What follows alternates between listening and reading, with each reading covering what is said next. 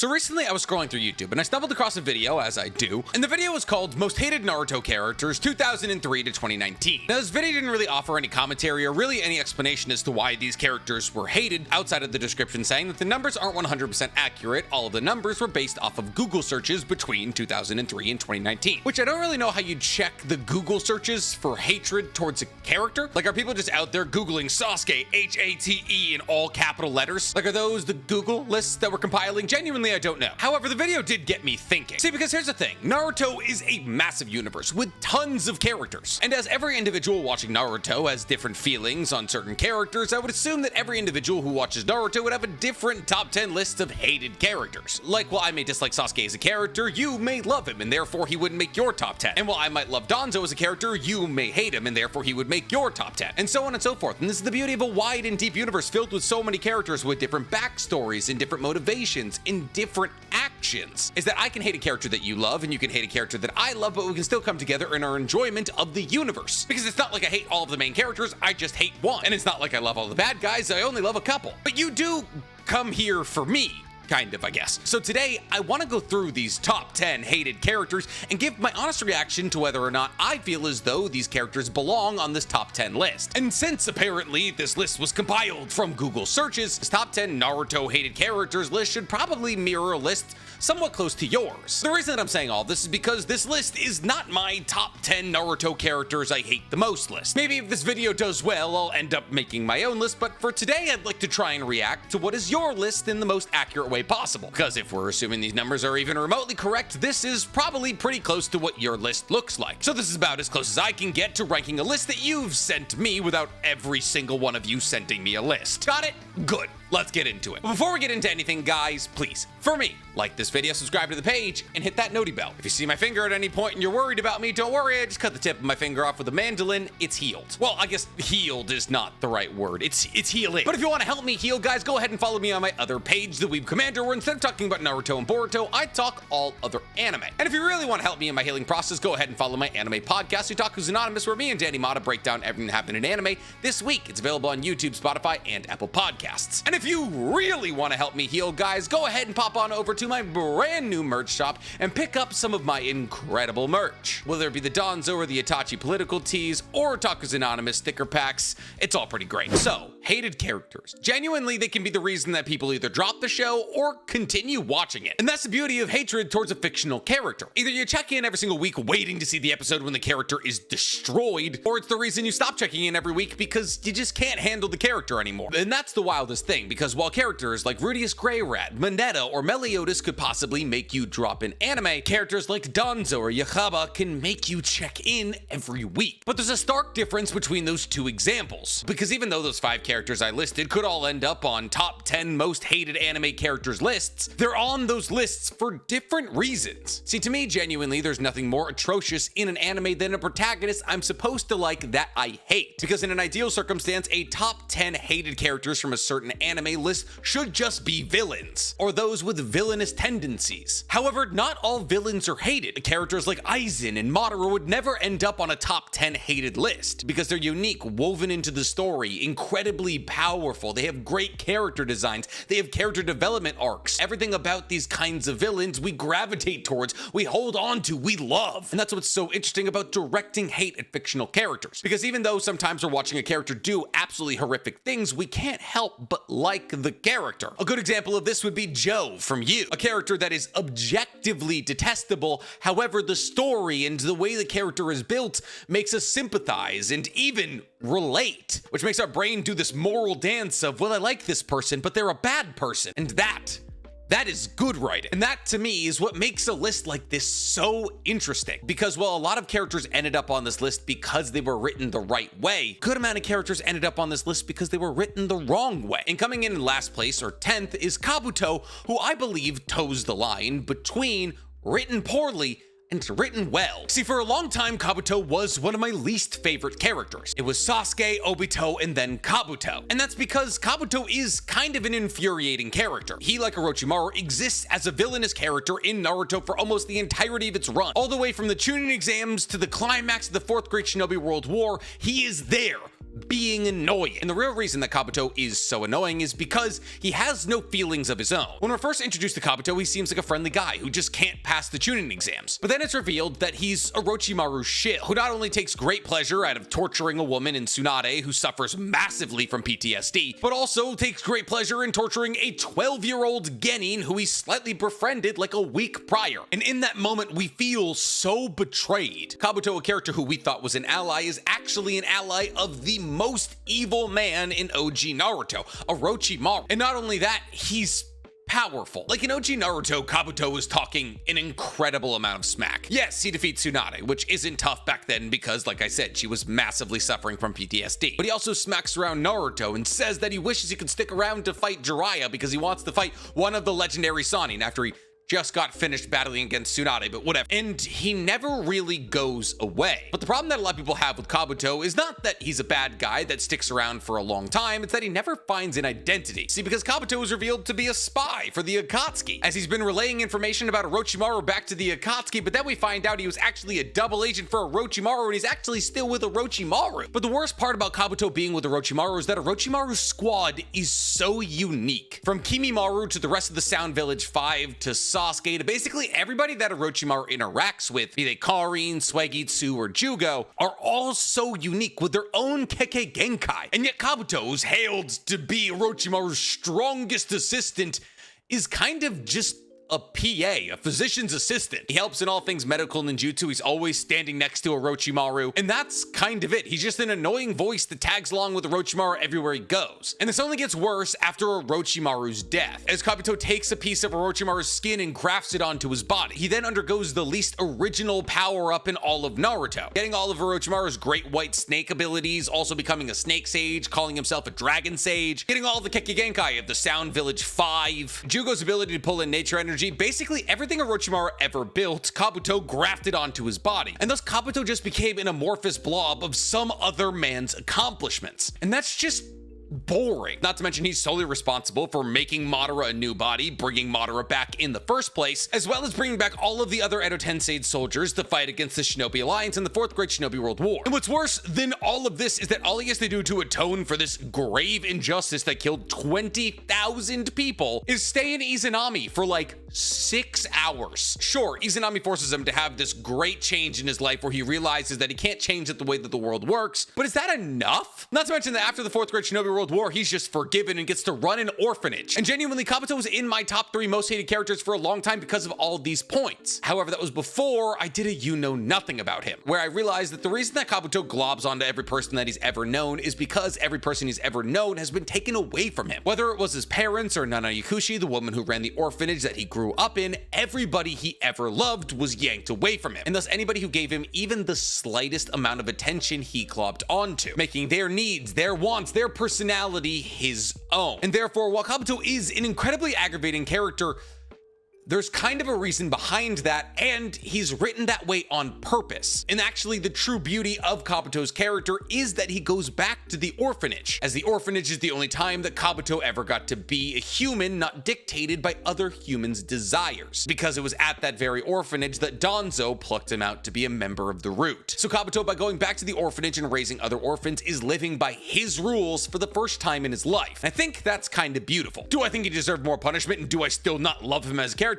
Absolutely yes. But is he still in my top 3 most hated characters? No, but he's definitely in my top 10. But enough about children who got groomed by evil men to do terrible things in the Fourth Great Shinobi World War. Up next, we have exactly that, because coming in at number 9, we have Obito, another character who existed within the top 3 of my least favorite characters in all of Naruto. And here's a little peek behind the curtain. He's still there. Here's the thing. Is Obito technically a largely misunderstood character? Yes. A lot of people believe that Obito started the Fourth Great Shinobi World War because Kakashi killed Rin, which is not true, but is also kind of true. See, Obito himself states that if Kakashi believes that he's starting the Fourth Great Shinobi World War over the death of Rin, that he's insane. Which for a lot of people disproves that Obito started the Fourth Great Shinobi World War over Rin. But if you ignore the fact that Rin's death was a large factor in Obito falling out of love with the ninja system and the way that the world works, you'd be lying to yourself. People can do things for multiple reasons, and therefore I believe a lot of the hatred towards Obito is people believing that Obito started the 4th Great Shinobi World War only over Rin, when in actuality Obito saw a flawed system and wanted to fix it. So if I can acknowledge the fact that Obito isn't the simp that a lot of people paint him to be, why is he in my top 3 least favorite characters? I kind of hate the way he's written. Genuinely,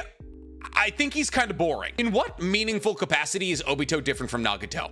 Oh wait, both children blessed with dojutsu, scarred by the warring system of ninjas at a young age, who the loss of a loved one sent them over the edge, only to make them realize that in order to change the world, they had to break the system that made their loved one be lost in the first place. Both technically leaders of the Akatsuki, both actively working their way towards the Eye of the Moon plan, and while Nagato was more focused on spreading pain across the entire world so everybody could be connected through the great force that was pain, Obito just kind of wanted the Eye of the Moon plan. And Nagato having an outside motivation not tied into the Eye of the Moon plan is why you won't find him on this list, as Nagato actually goes through like a lot more than Obito does. Watching his country get ravaged, the loss of his parents in a needless murder, the loss of Yahiko at its own hands because Danzo was intimidated by the possible powers of a peaceful Akatsuki unifying with the Hidden Rain. And while neither Obito or Nagato's ideology was correct, Nagato's was a bit more compelling. My biggest beef with both Nagato and Obito's character is the fact that they committed their entire lives to ideologies, killed hundreds, if not thousands of people in the name of said ideology,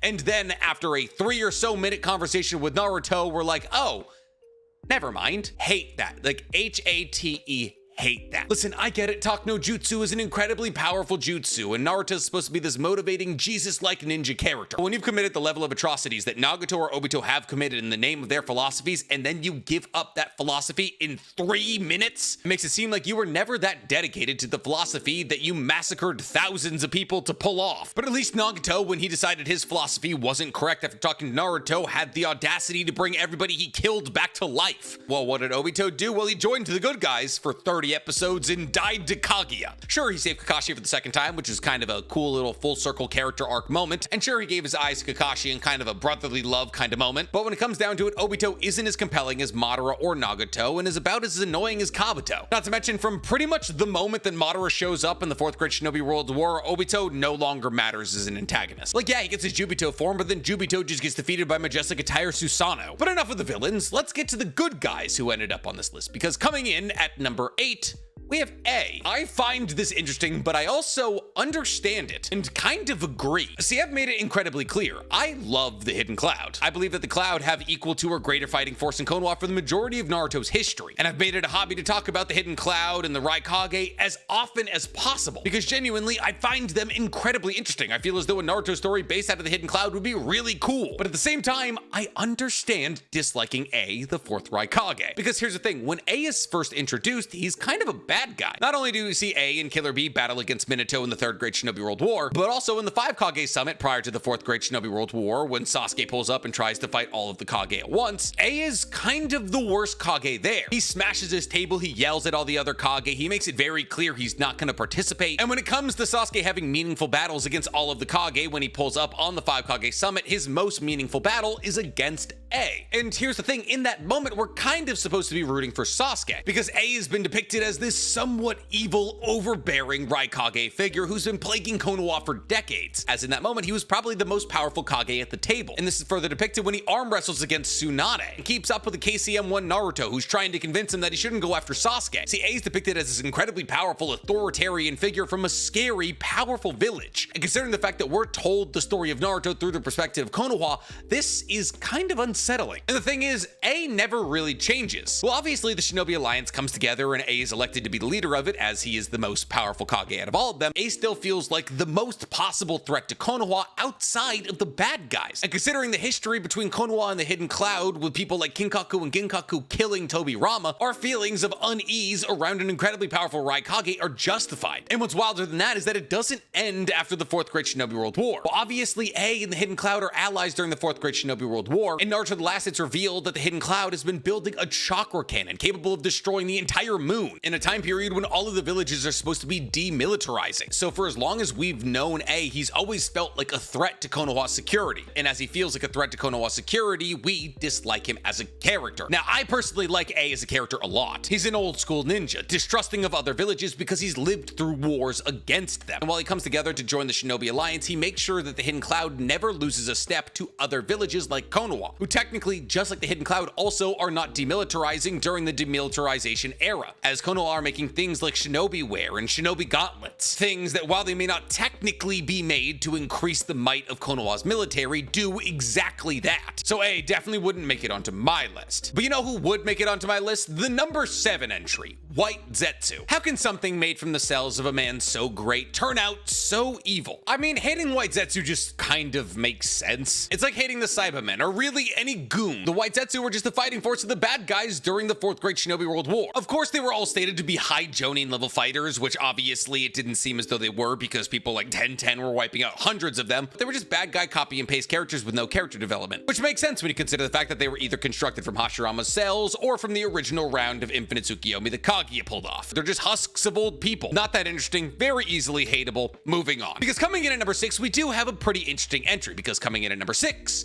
we have Karin, also known as Karin Uzumaki, also known as the woman obsessed with Sasuke. At least one of the women obsessed with Sasuke. Now, Karin is our first example on this list of is on this list because of bad writing. The previous 4 entries, I can see with good writing why those 4 people would be on this list. 2 of them are bad guys. One of them leads an incredibly powerful village that opposes the views of our main village. Another one is just the army that we had to fight in the 4th Great Shinobi World War. But Karin is none of those things. Well, Karin is technically a bad guy in Naruto. She never really felt that way, and the reason that she never really felt that way is because the story didn't take her seriously enough to actually give her any kind of development that would make us feel intimidated by her. In actuality, Karin is a victim of circumstance, a victim of Orochimaru, a victim of Sasuke, just a victim, which is annoying to a lot of viewers because Karin is one of the only Uzumakis left on Earth, and we've seen beyond a shadow of a doubt that she holds an insane amount of power. So her being written as somebody who's unable to do anything by herself is infuriating. See, Karin was born in the Hidden Grass Village, separated from the Hidden Whirlpool Village, so she wasn't affected by the Uzumaki massacre. However, she was soon taken from the Hidden Grass Village by Orochimaru, who wanted her for her Uzumaki life force. Now, could Orochimaru teach her a bunch of cool Uzumaki abilities and have her go be a badass fighter?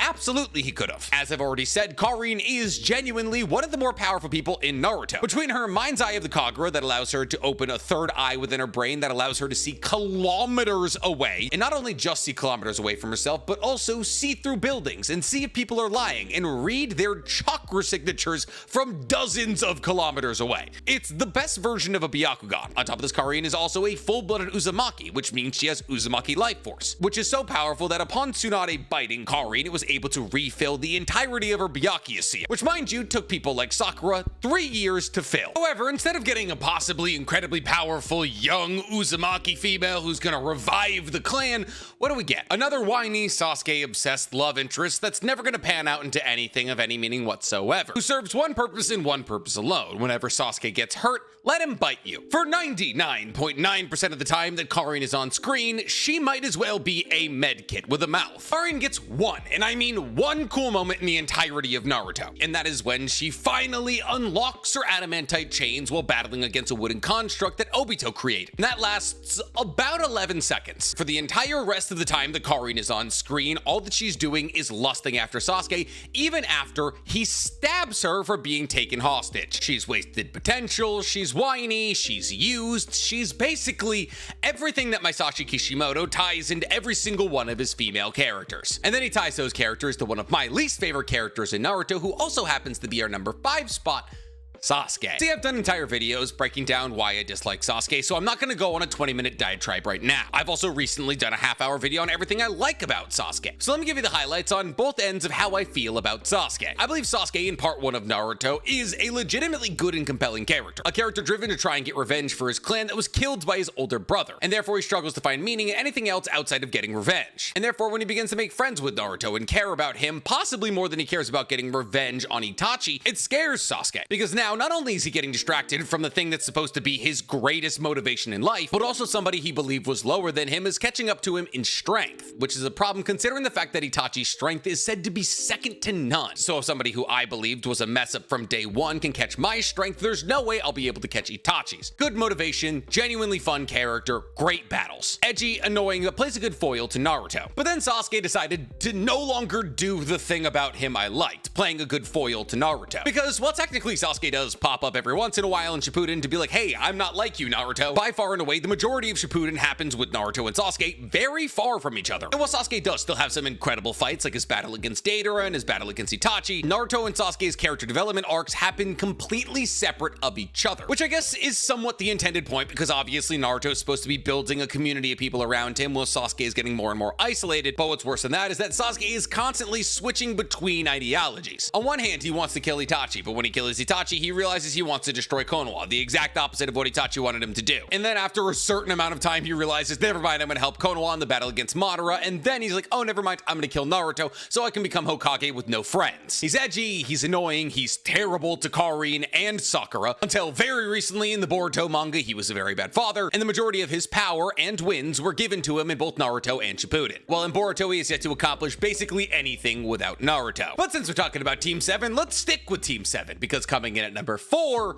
is Sakura, who for the majority of Naruto and Naruto Shippuden was the most hated character. However, fortunately for me and her, other characters were introduced that people disliked more than her. So why do people hate Sakura? Well, I think we all know it. For the large majority, if not actually the entirety of part 1, she was objectively useless. But not because she was useless, but because she had the grave misfortune of being placed on a team with Sasuke and Naruto. Sakura's skills weren't so much worse than any other member of the Konoha 12. They were just so much worse than the two strongest members of the Konoha 12. Not to mention that she also got one of the worst fights in anime history in her battle against Ino in the Chunin exams, which was boiled down to basically a chick fight between two friends arguing over a guy, which was annoying because one, obviously women can be motivated for more things that aren't just their love of men, and two, obviously because the battle sucked. And outside of being generally useless in part 1 of Naruto, she was also just mean to Naruto, constantly berating him, hitting him, making fun of him for being an orphan to another orphan. None of it was great, but she was also 12. However, after the time skip, Sakura's character does improve a fair amount. She obviously trains with Tsunade, she gets more powerful, she becomes one of the greatest, if not the greatest medical ninjutsu specialist of all time, learns the Byakuya seal, learns how to summon Lady Katsuyo. But unfortunately, she definitely does still have moments where she slips up. Like after the 5 Kage summit when Sakura confesses her love to Naruto in order to make him stop going after Sasuke, which Naruto roundly rejects because he knows that she's trying to manipulate his feelings of love towards her in order to make him stop going after Sasuke, which is emotional manipulation and not great. Not to mention that also after the 5 Kage summit, when Sakura has the drop on Sasuke and has the ability to kill him, she hesitates, leading her to being saved by Kakashi and then later Naruto, and a couple of other moments throughout Shippuden where she just needed to be saved.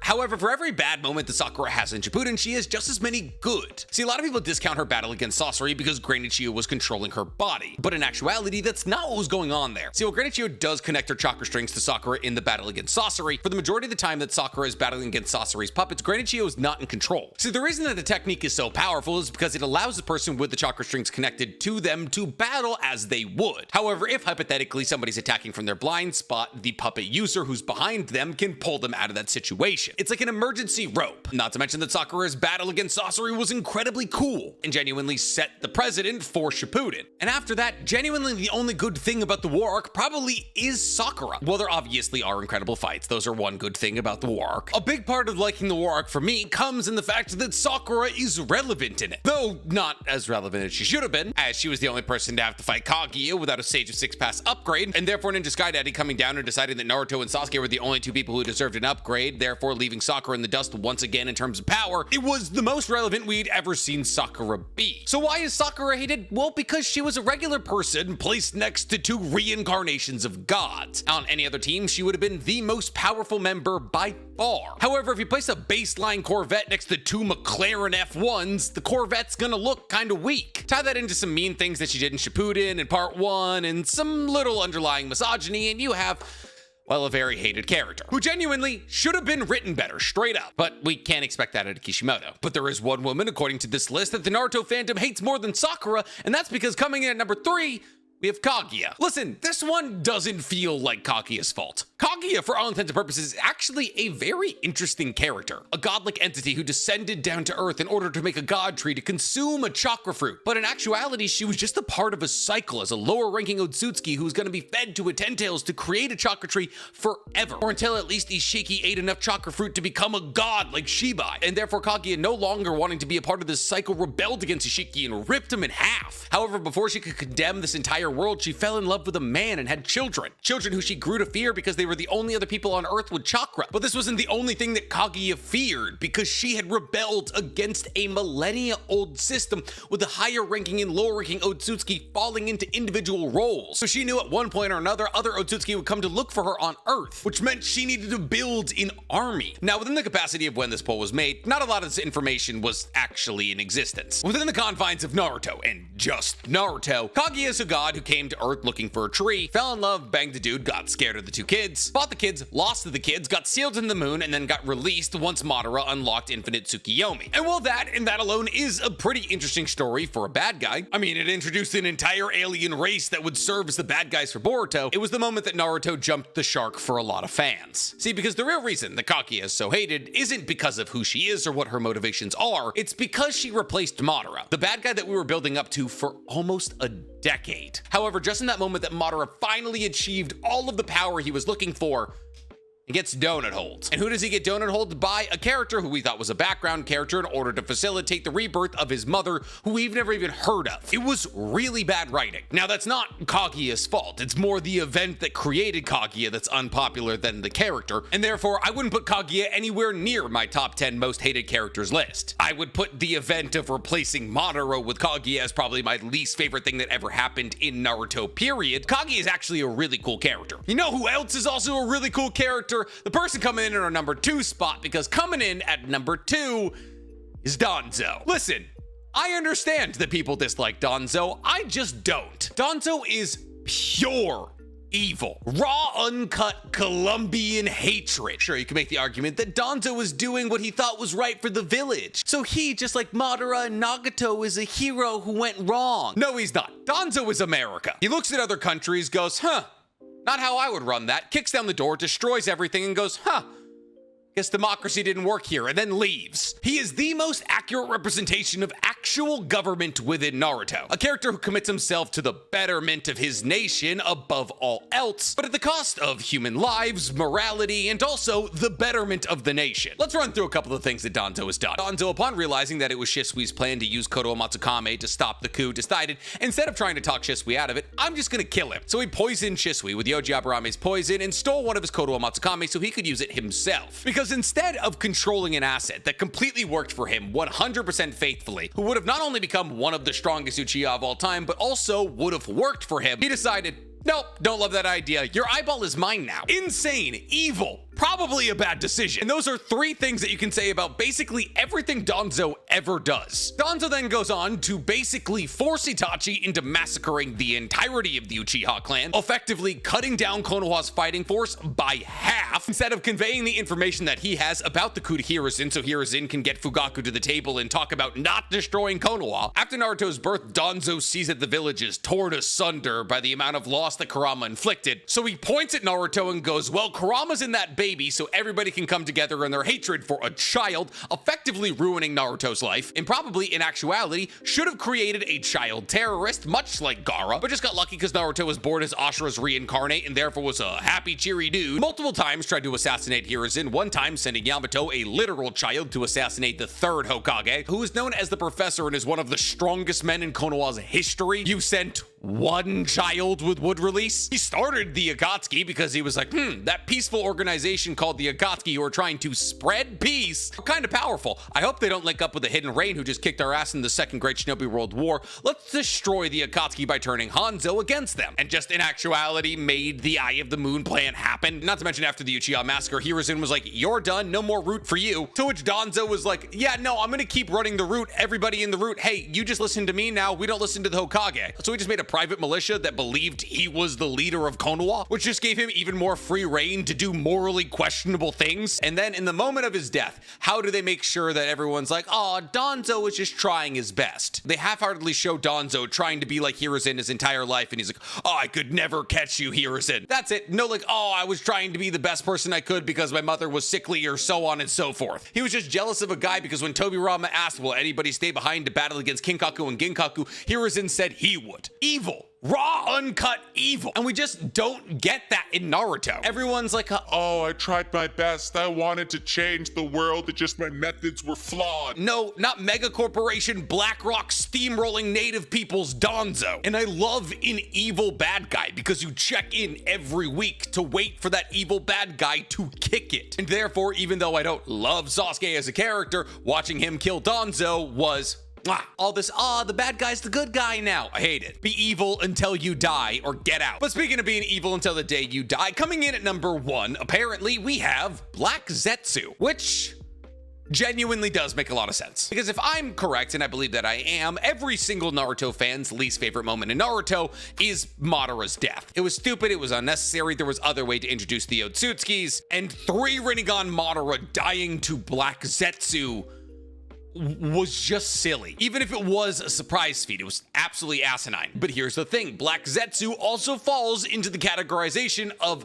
really cool character, really bad moment. Because after Madara's death, it's revealed that Black Zetsu has made everything in Naruto happen. Black Zetsu has been pulling the strings on Indra and Ashura reincarnations for thousands of years. He's the one who altered the Uchiha Stone Tablet. He's the one responsible for Madara getting the Rinnegan. Without Black Zetsu, none of Naruto moves forward, and that's really cool. In actuality, it probably makes Black Zetsu the smartest character in Naruto, point blank period. Obviously, him being the personification of Kaguya's will and building the Akatsuki, all to bring Kaguya back, obviously led to the terrible moment of Madara's death. But I got a lot of respect for Black Zetsu as a character. Well, obviously after Kaguya was released, he became the sniveling mama's boy who lived in her sleeve. You gotta kind of respect what he pulled off. You also gotta kind of respect the fact that he was able to kill Madara, whether or not it makes sense. Like, I think Black Zetsu's presence within the story makes the story weaker. But at the same time, I don't hate him as a character, which is confusing. I would prefer that Black Zetsu as a character just remained the side member of the Akatsuki that was half white, half black. This big old